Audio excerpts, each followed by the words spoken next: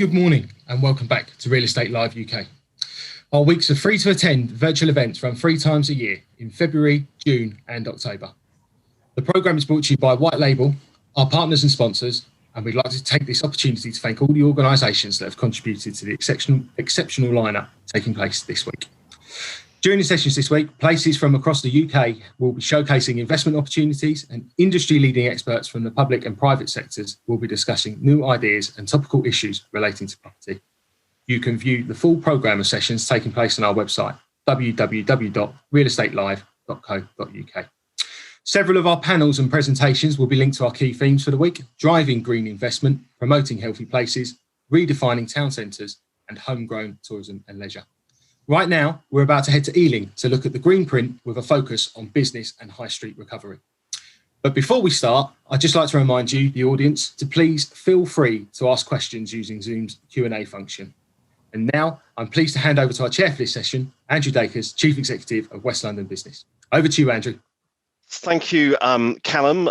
Great to be with you all this morning in this latest Real Estate Live session. It's a packed week, but our theme for the next hour is Ealing's Greenprint, business and high street recovery. Over the last decade, of course, Ealing has seen a huge amount of redevelopment and investment, transforming it into a vibrant focal point for the Borough and indeed West London.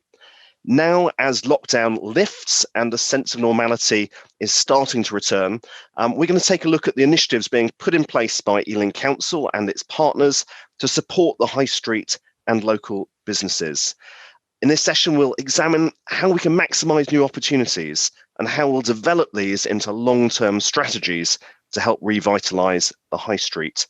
We'll also take a look at how business knowledge and increased connectivity can help to strengthen our local economy.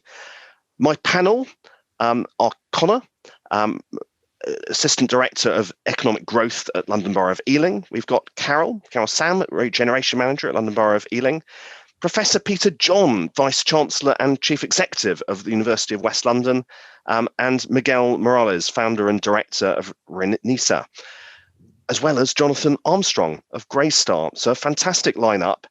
My panel are each going to have 4 minutes to set out sort of their case and take on the opportunity that's before us before we open up for questions from our viewers.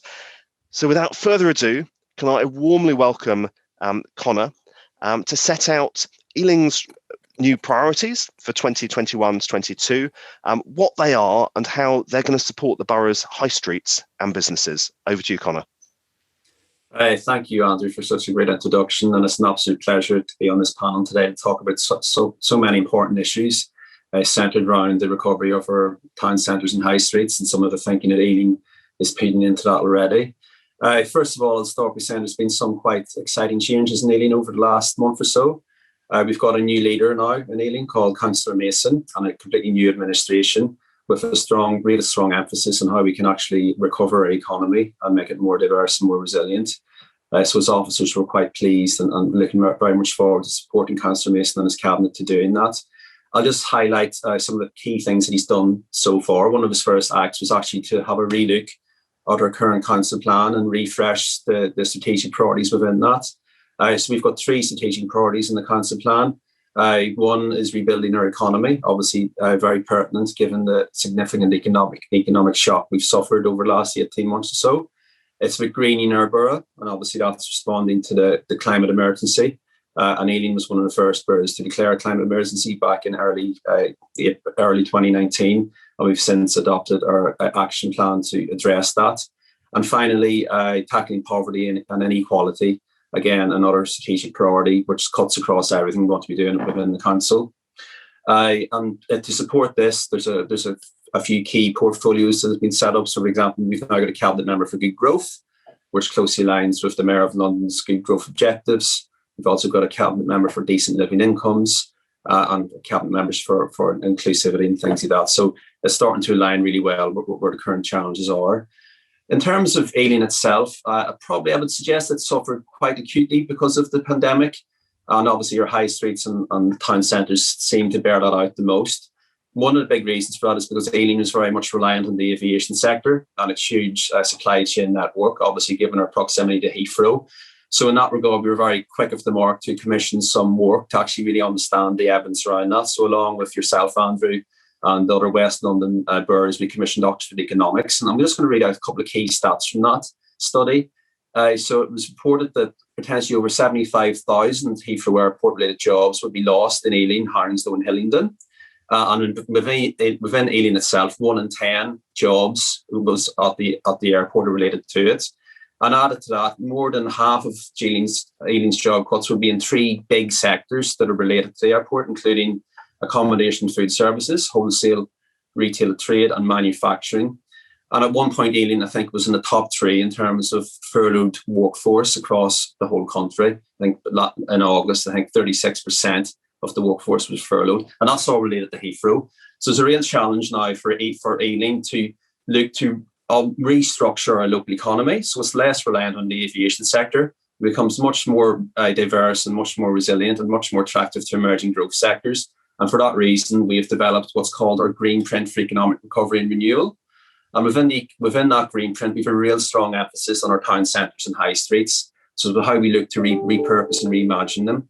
Carl will probably speak about this later, but we also set up Ealing's first ever high streets task force, which is doing some fantastic work and bringing further investment into our town centres and dealing with the ongoing economic shocks. It's also about how we make our town centres more green, more attractive for pedestrians, cyclists, etc. So increasing that footfall, the spend in the local economy.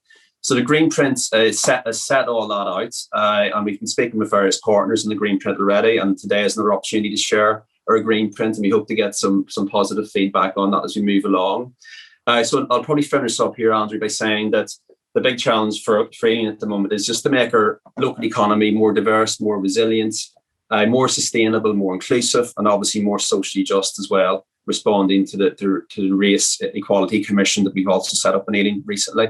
So lots of things happening right now and really exciting part of the conversation. I'll hand back to you, Andrew. I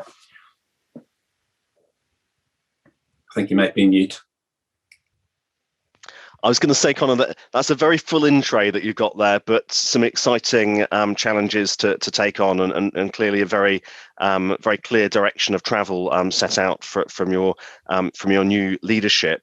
I think to sort of expand perhaps on on that sort of big picture, we're going to turn to Carol Sam, who is going to give us more of a flavour of how the council is supporting businesses through the pandemic. There's been lots of grant funding that's sort of been flowing out to the business community over the past 12 months. How that's gone and what the plans are from Carol's perspective for the borough moving forward. Over to you. Thanks for the introduction, Andrew. It's gone really well.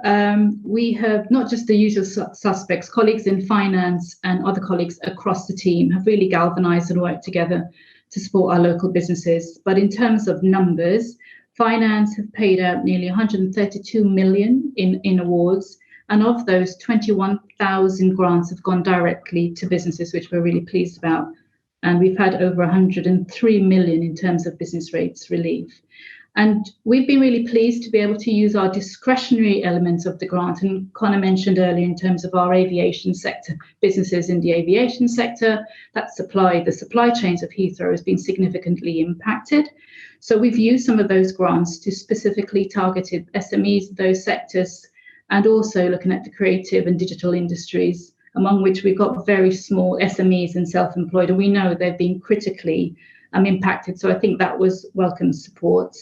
And our regulatory colleagues have been extremely busy with over 600 inspections. And they've also seen 375 businesses receive direct support in terms of advice and what's COVID safe. And we know over the pandemic and during the pandemic, rules kept changing overnight. So they were there to really interpret the advice and really give clear instructions as to what firms and businesses should do, and also circulating lots of materials in terms of posters. So they've been really busy. And Conor alluded to earlier also, we set up the High Street Task Force, which is a key kind of instrument at the moment. It's got representation of business improvement districts, in which Ealing we have 3, We've got Business Traders Association, the Pitshanger Village Association, a number of colleagues across the organisation and council members. And that's quite instrumental in both the short and immediate term, dealing with some of the COVID responses. And we were able to really act fast and receive feedback from those businesses and filter out some of the issues and concern to businesses. But more strategically and long term, we've created an action plan which looks at some of the, how are we going to respond to vacant, empty premises? How are we going to use our planning policy? So that's quite a significant structure in terms of going forward, and we want to see that maintained. So moving forward, we've got a number of events and activities which we're really excited about. In the short term, we've got some funding again directly responding to some of those business needs. We're looking at online trading. We recognise that during the pandemic, those businesses that were able to do really well were those that were able to pivot online. But similarly, there are many businesses that didn't have that opportunity. So we're looking at providing that, delivering bespoke training, and again, supply chain, helping businesses to open up the opportunity to access large contracts from places like Heathrow, big public sector suppliers, and using the Welcome Back Fund, which is a new funding that's come on stream. We want to activate and beautify our town centres. So again, working with our task force, we're looking at creating a number of really exciting cultural art events. We've got the Ealing Fringe Summer Festival, 7 festivals taking place across the town centres, which will be more inclusive and safe. We've got the North Acton Square. There's the launch of the installation supported by our colleagues at Imperial and City and Docklands. And overarching all of that is a really strong Love Ealing campaign that our marketing and communications colleagues have put together with support from the High Street Task Force to really send that message to welcome back visitors and to really shop local. And there are signs of optimism. We've got the first cashless store in Amazon Fresh opened recently, which received a lot of media coverage, so that was good for Ealing. Some new stores coming in Dickens Yard, and we've got 2 more businesses looking to expand. And more excitingly, the LA Confidential nightclub has now been turned into a cultural venue, which will see comedy, cinema, and live music. So lots of optimism moving forward. And of course, the much-awaited film works, the build is complete. And a major opportunity to celebrate the High Street and Town Centre. But bearing in mind, obviously, lots of businesses have suffered, but it's how we work together to really progress together.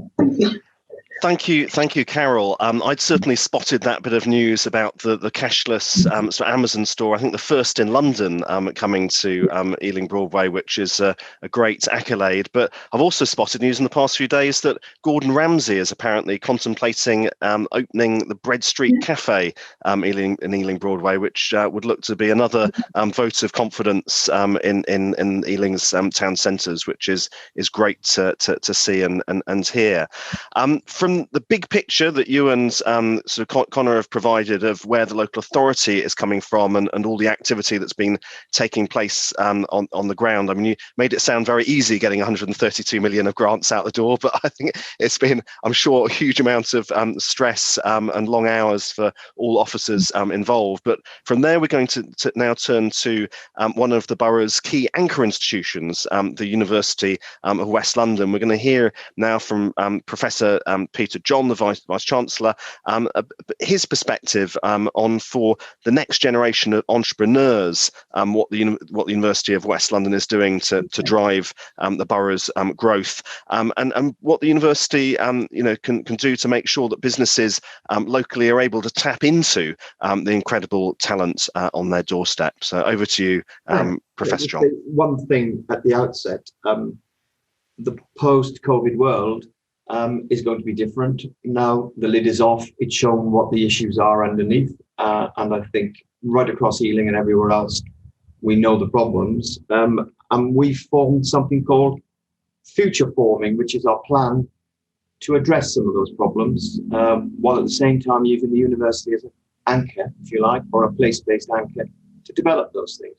And I talked to the new leader of the council last week, and his 3 pillars, of course, economic growth, sustainability, and addressing inequality and poverty, are right at the heart of what we do. So what I'm going to say is going to overlap with those in different ways, and I'll talk through some exemplars. Before I start, number one is we forget when we look at the British economy as a whole that the SME part of that is around 68%. They have 11 employers or fewer. Very, very important that we develop that part of the economy. They are the little engine that keeps everything moving. And I've noticed in Ealing, that's where we need to focus our attention quite significantly. So our incubator hub, we'll come straight and cut to the chase. Our Westmont hub has been funded externally by £1.5 million from donors. And the plan always was to build local businesses, signpost ideas when they come along, take them on, build them up through mentoring, through support. We take equity stakes in nearly all the SMEs, up to 12%. And we also put in very much in-kind and other support as well. So if people want and have ideas and want to develop them, we're more than willing to fund some of those developments and take equity stakes. And the money will go back into the profit-making part of those companies. So it's really important that we get that straight, what the principles are. And we really do believe we can create economic value and social value at the same time. And we've even begun to monetize that. I'll be able, at the end of this, maybe next week, to show you how much we can show in terms of monetized value of that. Just for some examples, the Westmont Hub has been up for 2 years, and we've got 32 startups in there, ranging from, I'll give you some examples, digital examinations, mental health training for children, AR and VR for partially sighted people, web-based repositories for musicians and creatives, skill swap platforms, dementia care and art, and round it goes.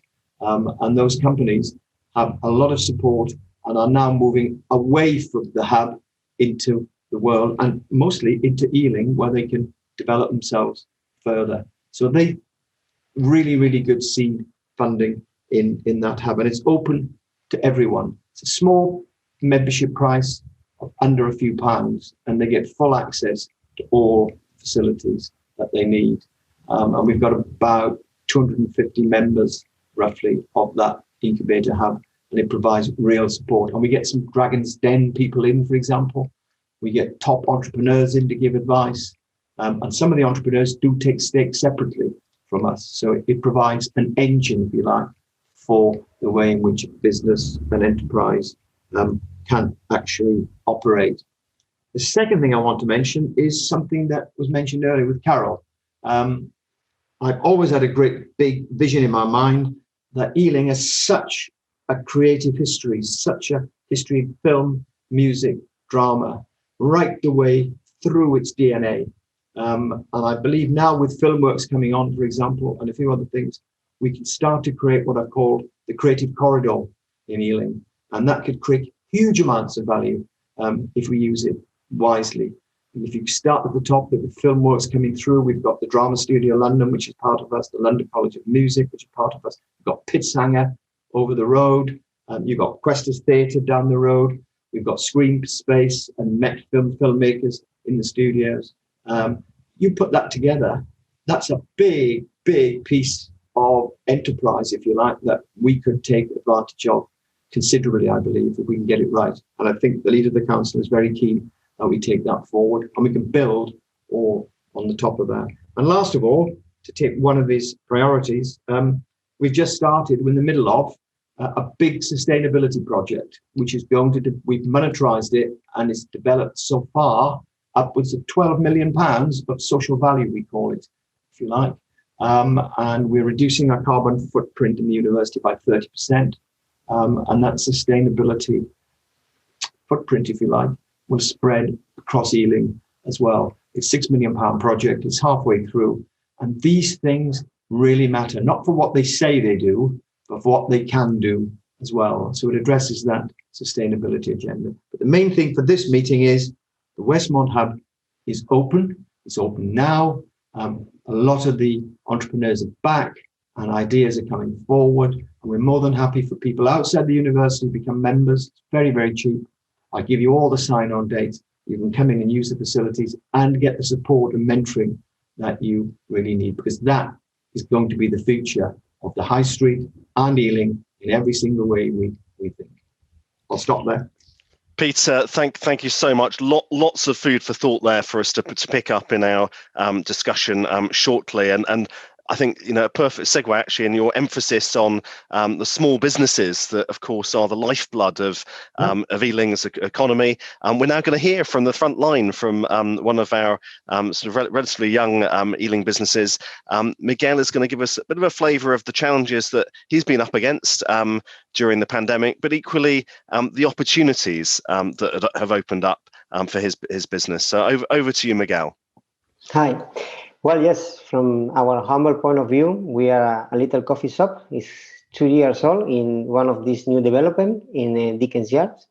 And it's true that has been really hard to adapt, but we had the chance to do it with the support of the Ealing Council in the beginning with the grants that I cannot express how gratitude we are because of that, because it's not just the amount of money, it's that it arrived in the right time and at the very precise moment that we need it for having the resources, for having the good state of mind to be able to continue trying to create new ideas or to invest in new components, to be able to diversify our activities.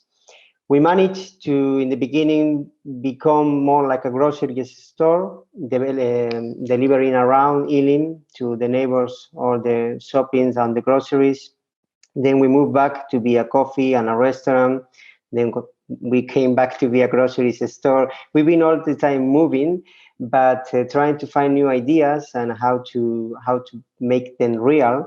And always we have been supported by the community, by the council, by the government, and that makes a massive difference, because you feel really supported, and it gives you the motivation and the strength to continue. And now, as a result of that, we are trading well. We still have some different challenges that we have to deal with, and I think that COVID is not an easy thing, but I'm really sure that the future is on the streets, like you have said, trying to promote these new pedestrian areas where the people, they can meet together and they can stay from the point of view of the university or the studios, the field, and all the different activities that they can stay together on the street. And we are gonna use this help that we have received to also expand. We are going to try to open a new restaurant in Dakers Yards, and really close together with the coffee that we have. And the idea and the impression that I have from my colleague in other small businesses is, despite that this being really hard times, it's true that the support has been really good. I mean, we can. I compared the situation to my home country, to Spain, and sometimes we criticize a lot how is the things, but we need to be really grateful all the resources that we have received. I mean, it's incredible. For me, it has been a massive difference, and I'm really looking forward to the future. I think that this pandemic is a tragic thing, but it has given us the opportunity to get connection with the whole community of Ealing.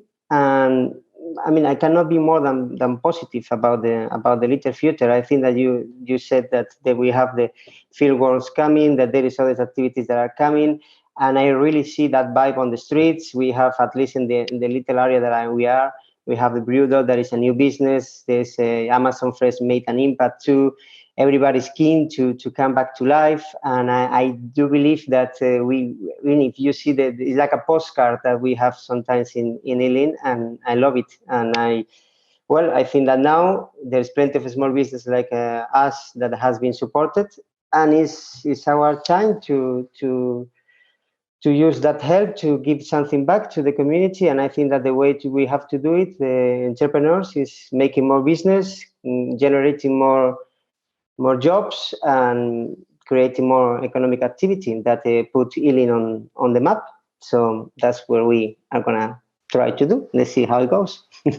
Fantastic. Thank you so much, Miguel, and encouraging with your international perspective to hear that we're sort of measuring up okay in terms of the interventions and support that have been provided, and optimism too for what could come next.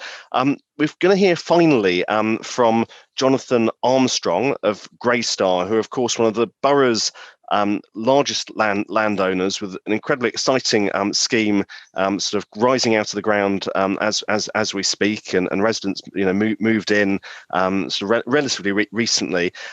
So really looking forward to hearing from Jonathan around how you've helped some of your early occupiers through the pandemic, and whether there's anything that you've introduced that you think will remain to help businesses sort of continue to thrive post-pandemic. So over to you, Jonathan. Thanks, Andrew. That's exactly it. Greystar has the largest master plan community in the Borough of Ealing, something that we are really excited about. Unlike traditional developers, we are owner-occupiers. We are here to stay. We're here to grow the community, and that is growing the Borough as well as our local Greenford community. So Greenford Quay, the development itself, it's been certainly an interesting year, 2 years. How we've tried to support local businesses and what we've introduced, there's probably three key areas that I'm going to touch on. Firstly, looking at businesses and prospective commercial tenants coming into Greenford Quay. We've tried to help them on the leases that they sign. So the rental terms of what we're signing up and trying to help support them in their initial phase is giving them a higher capital contribution initially. So helping their initial cash flow get up and running and get started. We've also looked and discussed turnover leases as well. So where it'll be a percentage of their sales. So their rent will be a percentage of their sales. So the risk of, what could be uncertain times ahead, or, they may not get the initial sales that they need, the rent will be a lot lower, helping them with their own cash flow to get started. Looking on the legal side of things with businesses and the leases that we're signing with them, we've actually introduced COVID clauses.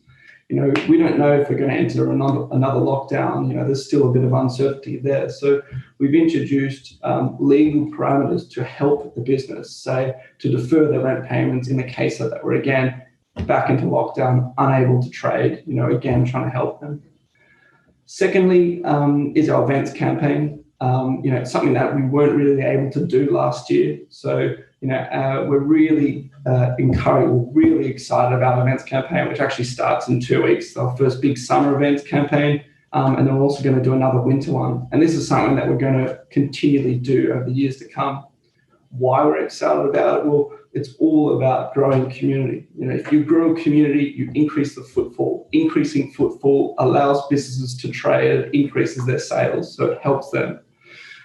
Our event campaign, we're really targeting local suppliers, local businesses. We've been in touch with local cafes, local artists, local breweries, and helping them and actually bringing them into the actual event, so actually paying them to supply it. We've also looked into and started discussions about doing promotional partnerships, as part of our event campaign, and promotional supplier arrangements where, if you register for our event, if you come to our event, you'll get a discount at their event, and they're jointly advertised. So it's a symbiotic relationship where, they advertise us, we advertise them. We've got a very large marketing team who's where we spend a lot of money marketing actual development about the actual borough, about the community. So if we can help them by getting their name out there, that helps us as well. Lastly as well, probably another really important note for us, again, touching on communities and the local Greenford community, is about sponsorships and grants. And that's something that we have done during the pandemic, but also continue to do that. We've got a really good community grant scheme where we also allow people to come in, put a business case together, say, we need some help here on certain different matters. And we actually assess it and obviously help out where we can to say, look, that's really something that's really nice. It's helping growing the community. It's helping to drive footfall in the local borough and ultimately bringing people in. So, they're the three key areas, and I'm more than happy to touch on each one individually and elaborate a bit further. But it's an interesting time, and we're still in the initial stages of the development, but that's something that I feel certainly over the coming years, we're really going to be emerging and bursting at the seams to come out of this lockdown and restrictions.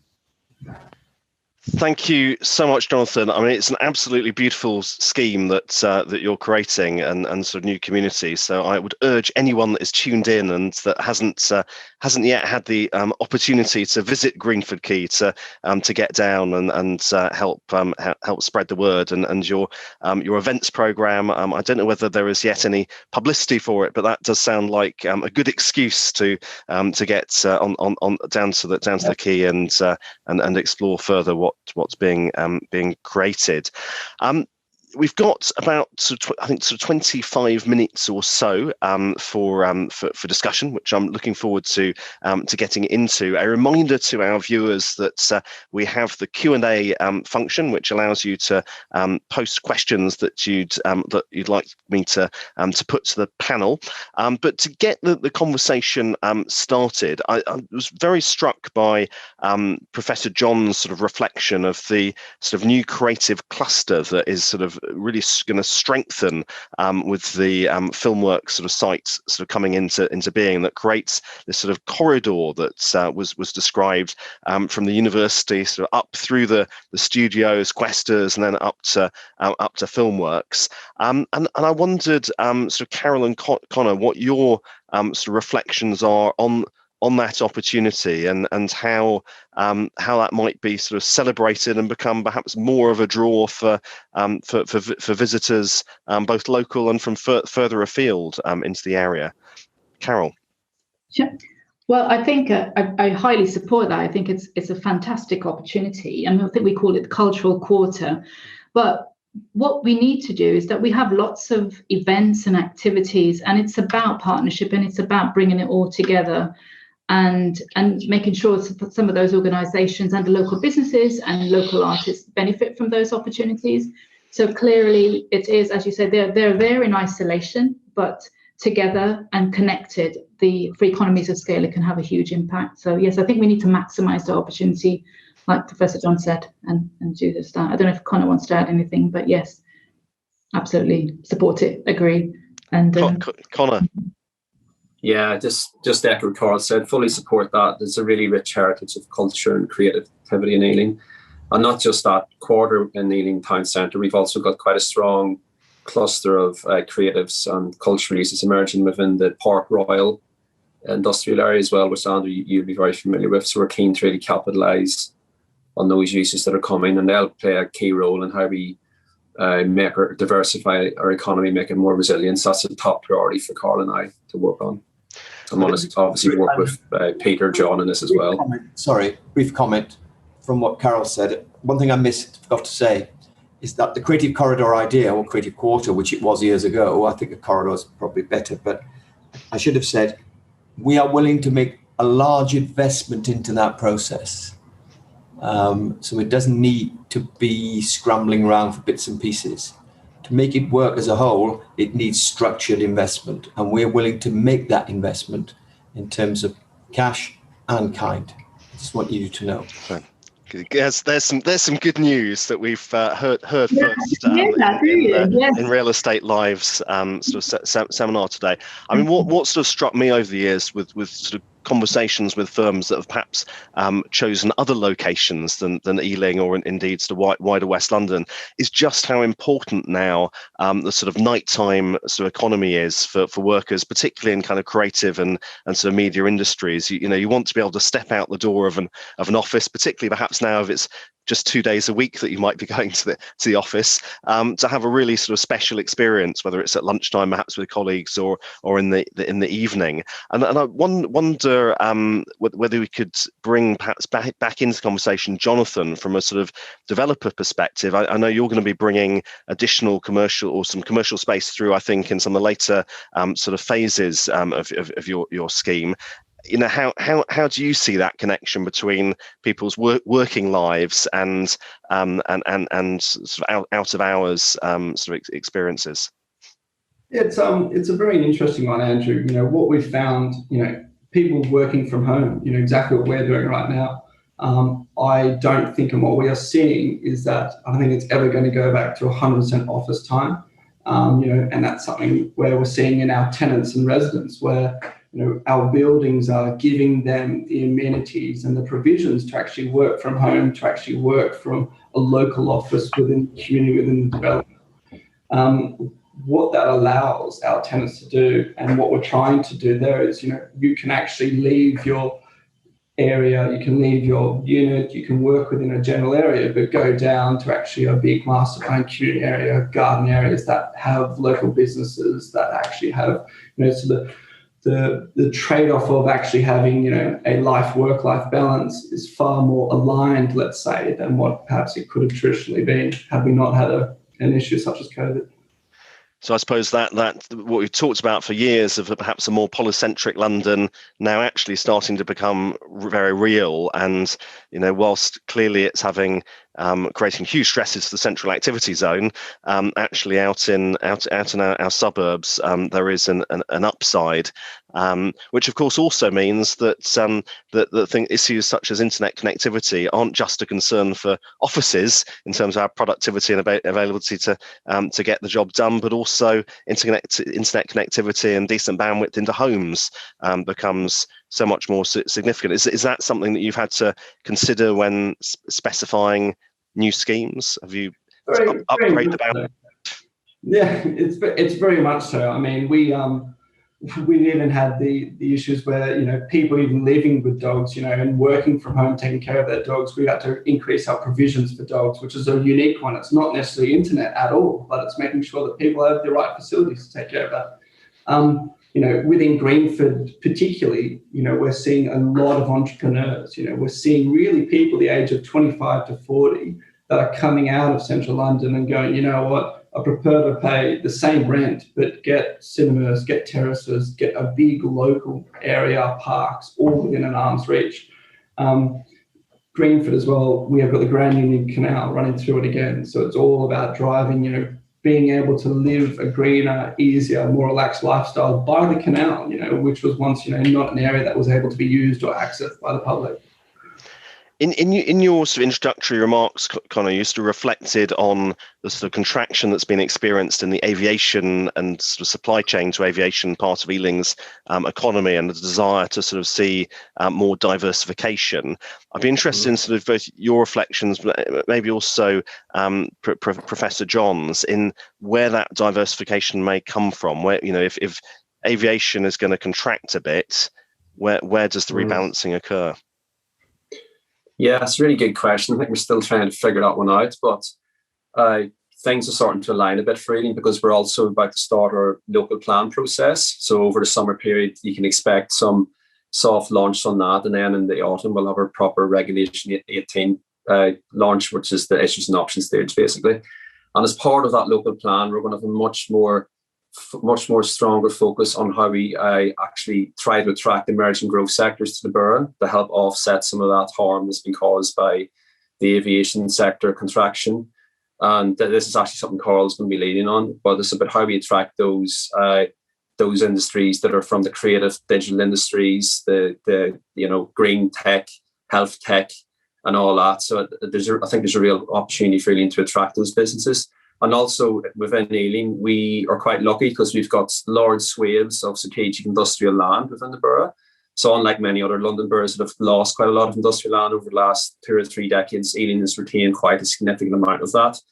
So we're quite excited to see how we can reimagine and repurpose that, those huge areas to drive more innovation and more growth and employment as well, particularly around intensification of that land.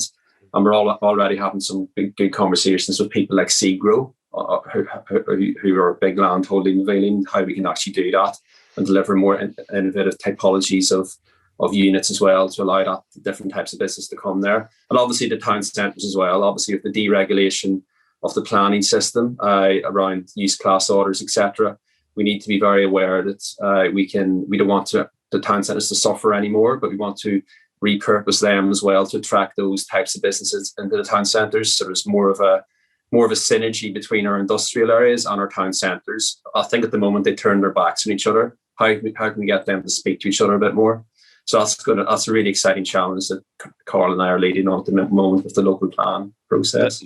Very exciting, and certainly the cost per square foot of industrial space in the borough has held up well through the pandemic. So the opportunity to bring more floor space through intensification forward certainly sort of rings very true. Professor John, what are your reflections on this diversification sort of opportunity for the Ealing economy? Well, strangely, particularly with the aircraft industry, we've got a flight simulator here, which we train pilots. And we thought there would be a dip in the last 12 months. There was for about 9 months, but since last September, October-ish, excuse the pun, it started to take off. The number of people applying to do pilot training has doubled, so it's got back beyond where it was pre-COVID. The partnerships we've set up with other airline companies outside of the borough has also taken off. And I think when things settle down, you'll find that we'll be ready, if you like, to take advantage of what comes along, because more than half of those who are applying for pilot training are from the borough and its surrounding areas. So we're already putting the human impact into it. And secondly, we've been working with John Holland Kay behind the scenes to improve the logistics and the supply chains into the airport and whatever happens beyond that. So there is also a move on that front, I think. So they're ready to go. Oh, here we go again. When the time is right. But I've been surprised about the number of individuals who are now applying for the pilot license, which shows there's something on the move there. I think you share our confidence at West London Business, Peter, in the bounce back ability of the aviation sort of economy, and we've certainly picked up the same sort of signals as you in terms of the appetite for commercial pilot training. There seems to be a reality that I suppose pilots towards the end of their career, and pilots do perhaps retire earlier than in other sectors, or have taken the opportunity of the pandemic to perhaps retire even earlier. And there is now, it seems, concern in industry as to whether actually you can get the talent pipeline back in place fast enough. If anybody wants to try the simulator, please contact me. I crashed twice coming into the show. That wasn't easy, and Hong Kong was even more difficult. But please, if you feel you want to try it for yourselves, it's a fascinating experience, and you can see how they train. So as long as you're not in the cockpit of the simulator, we're fine. I've done mine. I've done my hours, but just an invite if you want to see it, because it's set up as not only a pilot training centre, but it's set up as a full service area as well. So we train cabin staff, we train support staff, train the mechanic staff as well, so and the logistics staff. So that is moving, believe me, much quicker than I thought it would. Which is encouraging, but it does also, I suppose, bring back into focus for all of us, how do we grow back the aviation economy, but do it in as low carbon a way as possible? And I know from my own conversations with John and the Heathrow team that is, I think, central to their intent in the years ahead. And clearly, as an airport, they've been sort of blazing a trail in terms of how to operate, certainly at ground level, in a sort of zero carbon way. You've talked about the work that you've been doing as a university to get your emissions down by some 30% with the new investment that's coming. What's your sense as to the opportunities in the green economy sort of moving forward? What excites you from conversations that you're having with colleagues? Well, just what we're doing is enough. The way in which underground heating now works. I mean, that takes away the carbon from literally the central heating disappears. And it's all done naturally. It's something that can be scoped out to others. It's not an expensive operation. It's not too intrusive, and it's quite short. So that can be scaled up and scaled out. I think that's important. Simple installation and panels become much more easy and readily available than we are. And last of all, it really ties into a lot of auxiliary work around it. Our engineers are working on it. Some students are working on it in terms of organisation and management, et cetera, et cetera. And it does boost the local economy to get those items produced. Some of them are produced in Park Royal, produced in other areas. So it boosts the local economy as well. And we hope to get at least 30% carbon footprint down by September when it finishes. And is, I mean, that's fascinating in terms of the operations of the university. I mean, clearly environmental sustainability becoming more of a part of your job and the senior management teams. Is that also kind of reaching out into the curriculum and the sort of the experience of students? I mean, presumably from hospitality through to events, this is going to be a feature of everyone's jobs moving forward. All the way down, and we're building a curriculum around it in part. We're calling it the sustainability course, the sustainability curriculum. So you can build 3 or 4 courses on the back of it. And that can come down right down to level 3 with the colleges and right up to postgraduate level. So come and see it. It's a fantastic project. It's going to be finished by September. It's cost us £6 million, but the advantage we get, both in terms of reputation and in terms of cost savings over the years, will be immeasurable almost. So for students, I'm investing in sort of your courses. They've got a peace of mind that it's increasingly green institution, but also that you're going to be equipping them for the green jobs that are now emerging. If I can bring Miguel sort of back in, I was really struck by the sort of sense from your reflections of how your connections with the community had deepened, and also from the sounds of it, how you'd had to pivot a few times over the past year in changing your business operating sort of model. Have you got a sense from conversations with local residents that this kind of shift to a kind of more green sort of local economy sort of matters? Do you think that is perhaps a driver behind some of the new customers you're picking up? Yes, I do believe so. I think that the people have realized where they have in Ealing. So when they were not allowed maybe to move to London, or they were working from home, they have walking around Ealing, they have discovered the local places that we have in Ealing.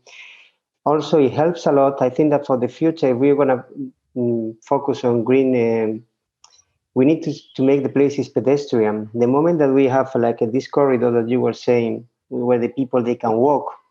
When you walk, you also buy local. You go into the little business. You see the people. You pay attention to what's going on around you. When we take the cars and you just go from one point to the other. When we walk, we discover the whole council. We discover the whole community. We pay attention to all our difference, and we discover plenty of things. And the main feedback that we have received from our customers, our residents, is like, we didn't know that you were here.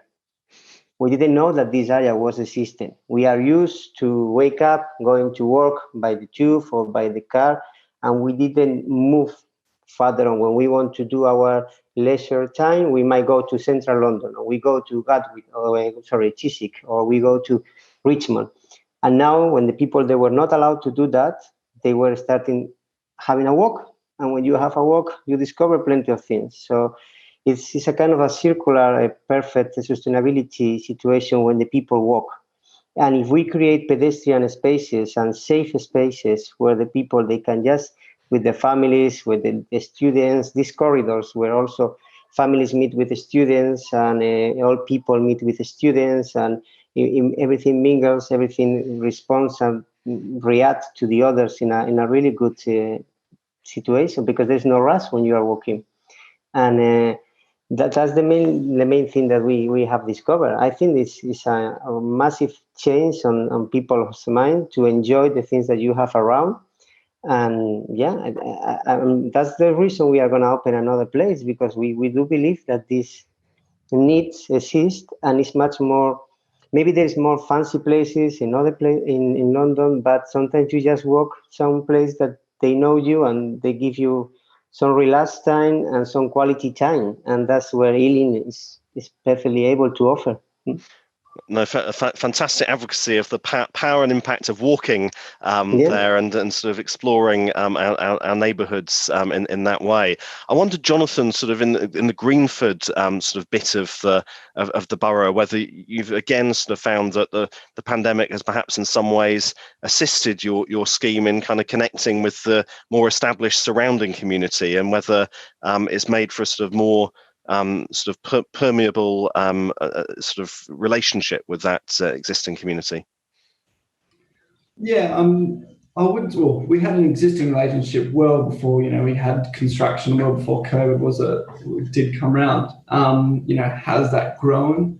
Yes, to your point, Miguel, we've now worked with Brompton Bikes, bringing bicycles on site, where we've got Green for Key bikes, where people can again, start biking around the local areas. That's something that did come out of the pandemic that got installed in the middle of last year.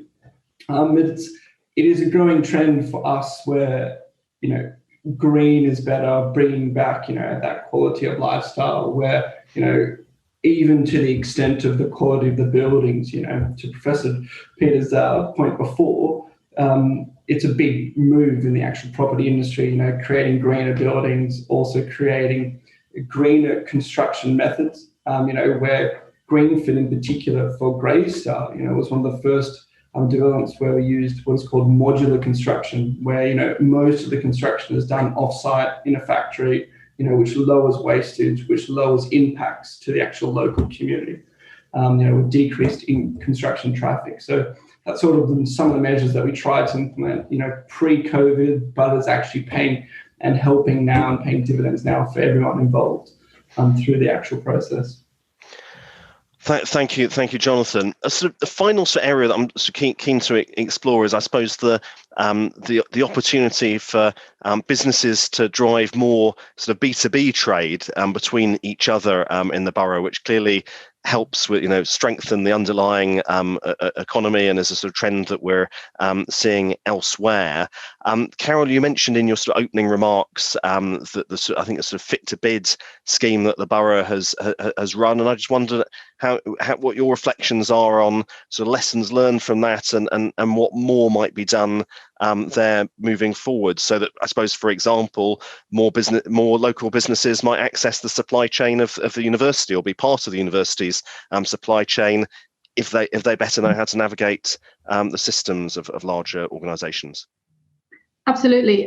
So we ran, as you mentioned, a pilot, a fit to bid pilot, and unfortunately COVID happened, so a lot of the delivery of that was remote, but the findings was really positive in terms of I can't remember the stats at hand, but we know that some businesses were able to secure contracts from the information they gleaned from that training. So we want to use that pilot, and we are, as we speak, finalising the brief to roll out a larger scale fit to bid. Not sure we'll stick to the same name program, but definitely there are two things. In the initial pilot, it was heavily linked to Heathrow. So we work quite closely with Heathrow, so aligning at the end of the program to their Heathrow summit. So there was an opportunity there for contracts, but internally as an organisation, there is a move also to ensure that SMEs within Ealing are able to access some of the large contracts that we ourselves will be rolling out. So I think definitely there is an opportunity here for us to work more closely with our partners, such as university, to identify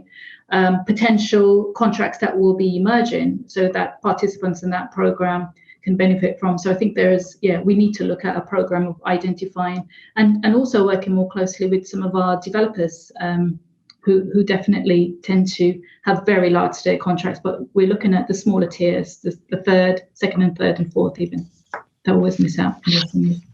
Fantastic. And you mentioned, of course, Peter, the Westmont Enterprise Hub, which has become, I think, certainly for my visits to the campus, quite a sort of dynamic sort of corner of the Ealing campus. What's your sense of the sort of appetite for sort of more engagement from the local community there? You said there are 250 members. Do you think that's going to be 500 in another few years' time? No reason why it couldn't. One of the big things that usually happen with an economic downfall or a dip is that running your own business, running a small SME grows. And I think that'll be one of the areas where people will start to move rather than try more conventional employment. And I think they will come. I think we'll have a lot more. We're wide open. There's a small charge only for covering the basics in there, and the opportunities they get are quite. So we get a lot of people from the borough wanting to come in. A lot of people from the borough come in, And once they're in, they tend to stay because they get support, they get investment, and they get guidance about where they can go next with their products, and they get them tested, etc., etc., etc. So I think, and it's going to actually physically grow as well. We've got a plan to widen it out if we can. And we were even thinking of putting something on the high street as well as a kind of connection to it, because that needs to happen at the same time. So I've got other ideas, but I could go on for hours, but I shan't.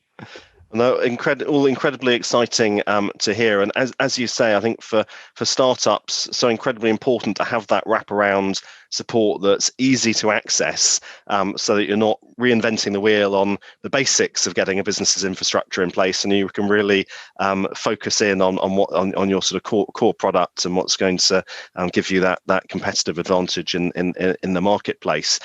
Goodness, it's been a packed hour as I knew it would be. Thank you hugely to my panel, Connor and Carol from London Borough of Ealing, Professor John from the University of West London, and Miguel Morales from Renita, and Jonathan Armstrong from Greystar. I think you've done justice to the theme that we set ourselves at the start of better understanding Ealing's Greenprint and the business and high street recovery that's ahead.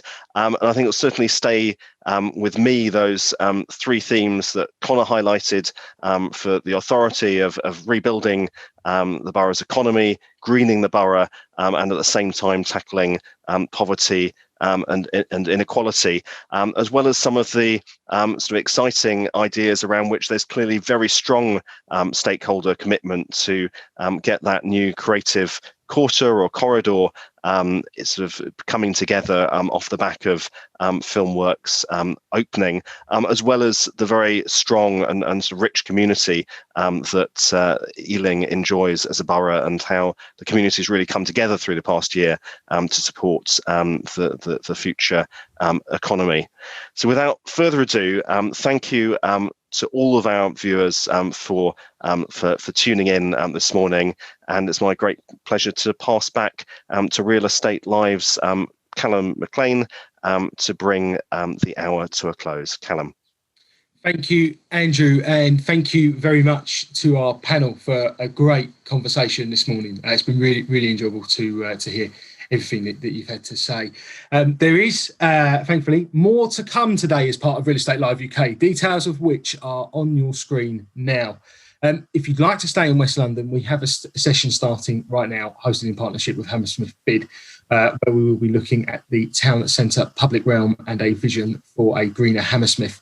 And if you'd like to virtually travel outside of West London, we can take you to East Anglia, where we have a session also starting now, which is in partnership with Norfolk and Suffolk Unlimited, where we look at building on local assets and how collaboration enables regional growth. A bit later on, we have another lunchtime talk with Jason Longhurst, who is Chair and CEO of the UK Business Council for Sustainable Development at 1 p.m. And then at 2 p.m, we have our Redefining Town Centres keynote. You can book onto those sessions now by visiting the programme page on our website. That link again is www.realestatelive.co.uk. Thank you once again for joining us today, both to the audience and to the panel, and we look forward to seeing you again soon. Thank you and goodbye. Bye. Thank you. Goodbye.